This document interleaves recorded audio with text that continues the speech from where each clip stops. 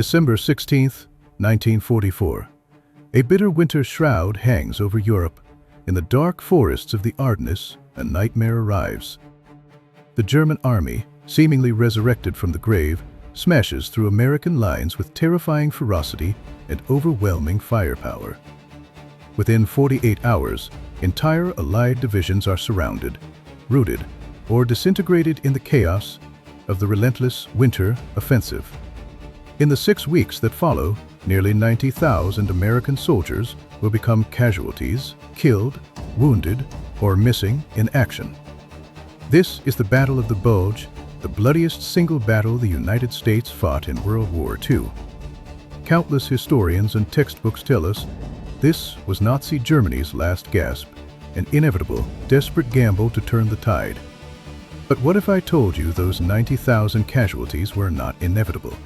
What if I told you that just 3 weeks before, a forgotten American general stood on the threshold of victory with one foot already inside the German heartland, only to be forcibly pulled back by his own side? Today we are not talking about Patton or Eisenhower. We are talking about a name that has been deliberately scrubbed from the popular narrative, General Jacob Devers. This is not just a story about war. It is a tragedy about power, clique politics, and one catastrophic decision. It is a story about how one catastrophic decision in a warm hotel room sealed the fate of thousands of young men in the snow. Let us turn the clock back to November 1944. In the North, Generals Montgomery and Bradley were bogged down in the mud. They were paying a butcher's bill for every yard gained, but in the South, the picture was radically different. General Jacob Devers, commanding the 6th Army Group, was orchestrating a military miracle that history has largely overlooked. On the banks of the Rhine River, the air bit with the chill of late autumn, but for General Devers, it smelled like undeniable victory. His patrols had done the unthinkable. They had crossed the Rhine. What they found on the other side defied belief completely. The Siegfried Line, that legendary wall of German fortifications reputed to be impenetrable, was absolutely empty and silent.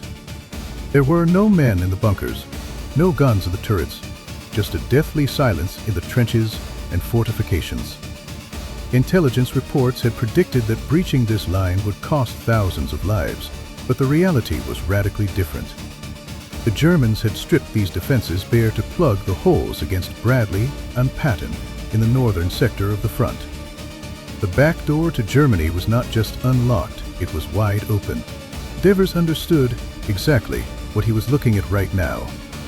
If he gave the order, his tanks could stream across the river, doctor deep into southern Germany before Christmas arrived. They could swing north to envelop the German army from behind. He could end the war in weeks, saving countless lives. He radioed Supreme Headquarters with a simple request: let me cross. It should have been the easiest strategic decision. But the reply from the High Command, a reply that arguably doomed thousands, was a single, cold word: no, hold your position. Why? Why call off the kill shot when the enemy is exposed? To understand this absurdity, we have to understand Jacob Devers. We have to understand the man and his awkward place within the club of Allied leadership. Devers was clearly an outlier. If you look at the resumes of America's top commanders, you see a pattern. Eisenhower, Bradley, Patton, they were all connected. They were all West Point class of 1915, the class the stars fell on. They had decades of shared history. Devers, he was class of 1909. He did not share their dorm room stories. He was not invited to their bridge games. But he had one massive advantage: General George Marshall, the Army Chief of Staff, who did not care about friendship. In 1941, when building an army to win a world war, he hand-picked for generals for rapid promotion. Devers was one of them. Marshall valued Devers because he was a pragmatist and a doer, not just a talker. Devers was not just a commander, he was a brilliant technical bureaucrat and the driving force behind the Sherman tank. He pushed for the M26 Pershing when others hesitated and oversaw the production of the WWII amphibious trucks. While other generals gave speeches, Devers was in the factories. He was the engineer of the war machine, not just its driver. In May 1943, when Eisenhower went to North Africa, Devers replaced him as commander of European operations. Technically, this put him on equal footing with Eisenhower. That shift instead planted a seed of rivalry Ike never forgot. The West Point Club never forgave him. This exclusion played out clearly during Operation Dragone in August 1944.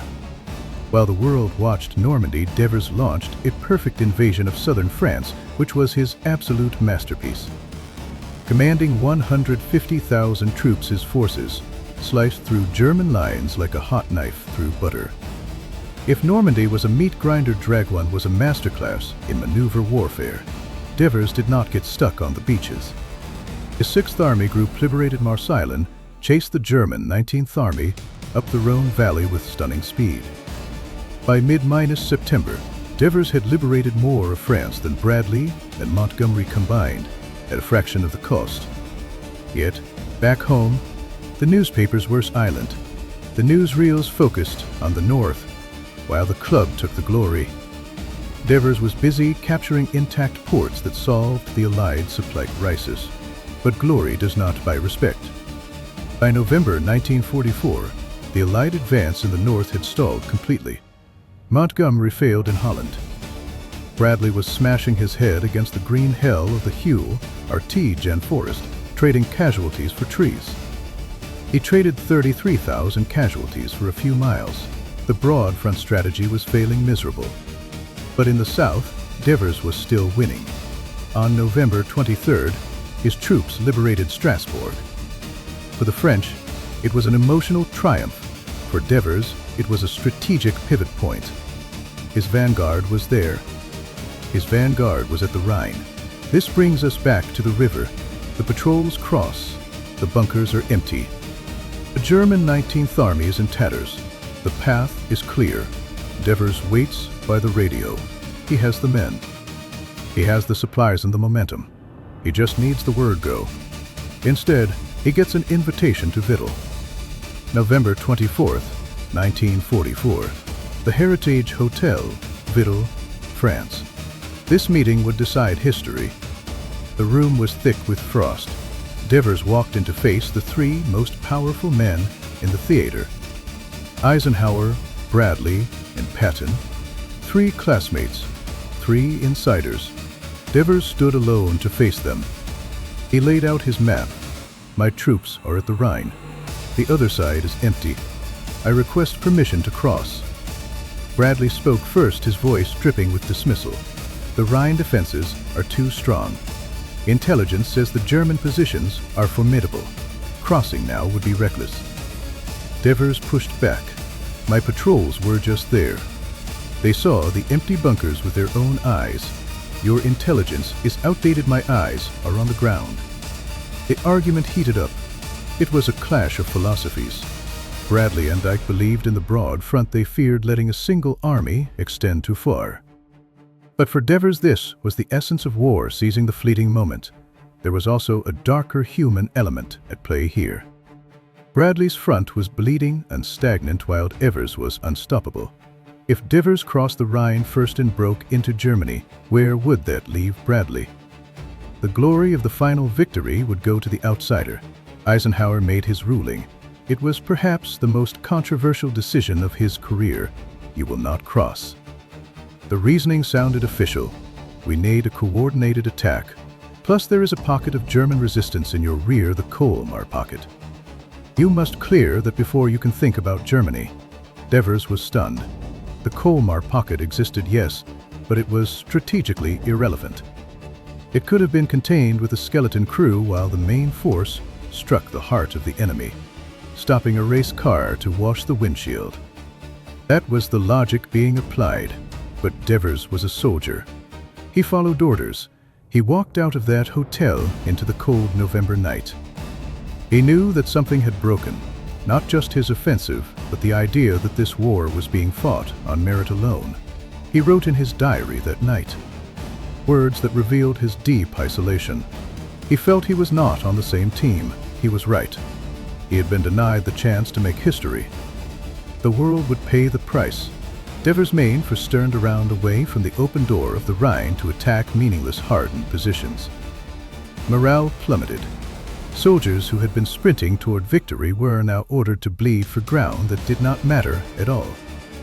Meanwhile, 200 miles away, German intelligence was watching. They had been terrified of a southern breakthrough, but when they saw the Americans stop, the German Heimkehr could not believe their luck. It meant the southern threat was gone completely. It meant the panzer divisions they had held in reserve to stop Evers were now suddenly free to move. Adolf Hitler had been planning a mad counterattack named Operation Watch on the Rhine, known as the Battle of the Bulge. He needed every tank and every division available. The American halt in the south made his wild gamble possible. Those elite panzer units were loaded onto trains and rushed north away from the border Evers threatened. December 16, 1944. 3 weeks after the fateful meeting at Vittel, the storm broke loose. 200,000 German troops, cloaked by a heavy snowstorm, slammed into the quiet American sector in the Ardennes. The men facing them were tired and unprepared units. We all know the famous story of the Bulge. The siege of Bastogne, the freezing foxholes, the desperation. But every frozen body in that snow was a receipt. Every telegram sent to a grieving mother was, in a sense, a receipt for a decision made in Vittel. If Devers had crossed in November, the Germans would have been forced to split their forces to survive. Hitler could never have amassed the density of armor needed for the Bulge if the South was active. Those 19,000 American boys who died in the Ardennes could have gone home to their families safely. The war in Europe could have ended in the winter of 1940 for not the spring of 45. But history has no do-overs. The Allies eventually won the Battle of the Bulge through sheer grit. The cost was astronomical. It was not until March 1945 that the Allies crossed the Rhine in force, which was 4 months after Devers stood on its banks. That was 4 months of unnecessary blood. While all this unfolded, General George Marshall did not forget what had happened, and he knew who was right. Though Ike disliked him and Bradley sidelined him, Marshall knew who the real winner was. On March 8, 1945, Marshall promoted Devers to 4-star general. He waited for more days before promoting Bradley, which was a subtle message that Marshall knew exactly who had been wronged. In the final days of the war, Evers proved himself again, as his forces took Stuttgart, Nuremberg, and Munich, and even captured Hitler's famous Eagle's Nest. But his triumphs were completely overshadowed by the high drama of the Battle of the Bulge and General Patton's constant headlines. After the war, the history books were written, and Eisenhower wrote Crusade in Europe, mentioning the order to stop Evers but conveniently omitting the heated debate. Bradley's memoirs ignored his strategic miscalculation entirely. In the version of history written by the victors of internal politics, Devers became a blur in the background. Even the Vittel meeting itself was practically erased from official records, and only through Devers' private diaries and the work of historians did the truth resurface. Jacob Devers, the quiet professional, accepted his fate with silence. He did not write a tell-all book to trash his colleagues. Instead, he simply faded away. Today, when we look back at World War II, we are not just honoring a forgotten general, we are looking at the brutal reality of war and politics. The image of Devers standing on the banks of the Rhine is one of the great what-ifs of the 20th century, as he held the key to the door. History remembers Patton's swagger and Eisenhower's smile, but we must not forget Jacob Devers, the general who could have prevented the Bulge and ended the war early. If you want to uncover more lost chapters of history and learn the truth behind the strategy, smash that like button and subscribe to the channel. I am your strategy observer. I will see you on the next battlefield, exploring the decisions that shaped our world.